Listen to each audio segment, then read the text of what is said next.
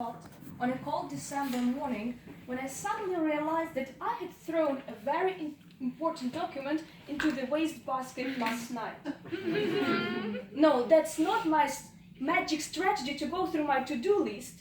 I did it unintentionally. And as you can guess, that very important document was not in my waste bin anymore. Dear contest chair, Toastmasters, guests, have you ever dealt with waste and waste containers and succeeded?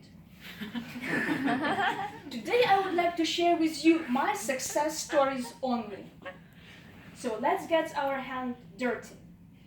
That December morning I had two options: to go to my boss and confess that I am an unreliable employee whom he cannot trust a single task. And option number two was to get and find that document. As I had thrown it away only last night, so it was somewhere in the vicinity in the waste container of our office. So I put on my very expensive long leather jacket and went out to find the waste container. And there it was, behind the building, a waste container, big and square, with walls as high as I am. I could believe it. After 5 minutes of my acrobatic endeavors, I landed inside. It was soft landing on bags full of waste. Frankly speaking, the weather was romantical that day. Heavy, fluffy snowflakes were slowly drifting down. That was my best winter weather. I could admire it forever. I had the feeling that Rudolph the red-nosed reindeer would appear any moment. But I was on a mission. I had to find that document. To my pleasant surprise, there were only about 15 black plastic bags with waste. And they seemed to me quite transparent, as long as black plastic bags can be transparent. The first bag I've inspected was one from my office. I opened it and, surprise, surprise, they were the documents which I was looking for. What I felt? A victory, a triumph. 6 months later, I was having an vacation with a friend of mine in Bukovan. We had a wonderful day together, climbed the Hoverna mountain, ate a nice dinner in a local restaurant. Nothing could spoil that evening, but I did. Somehow I managed to quarrel with my friend that he was so much annoyed and decided to go to bed. And that very moment I found out that my very expensive medicine was not on the bed table where I put it in the morning anymore. I must confess that I wrapped it in a very ugly napkin, and the cleaning lady must have thought that it's rubbish and threw it away.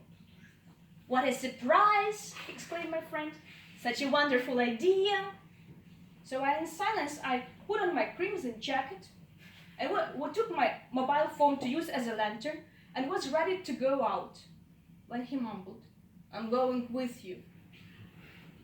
Summer, midnight, everything's asleep, except for some owls on the trees on the mountain slope. And two people are expecting the waste container near the hotel. My friend used his phone to leave the waste container, and I had to inspect the bags. Frankly speaking, it was a very educational enterprise. I had an opportunity to learn more about the habits of hotel guests. Half-eaten sushi, cans of Red Bull, cigarette ashes, delicious buffet. I was so much involved in that inspection that I missed our bag from the first time. In the second round, I found the bag, I took out my medicine, and was beaming with happiness. My friend wasn't angry with me anymore. All he wanted to do was to wash his hands and to go to bed. Team building worked.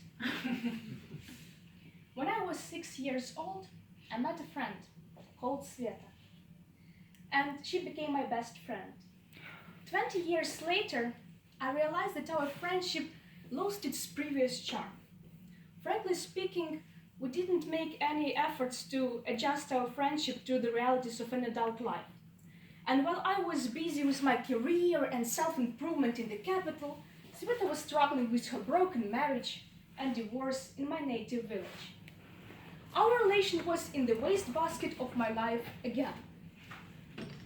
And then after some time, I thought carefully and realized that a queue of new friends wasn't staying in line to make my life brighter.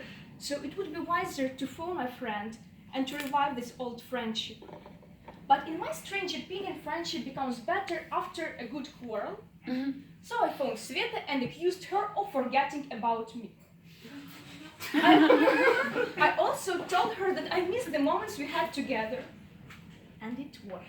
Sveta also confessed that she misses the moments when we were kids and went to school together. So we dusted off our friendship, exchanged presents and secrets. A few months later, I received a parcel from Sveta.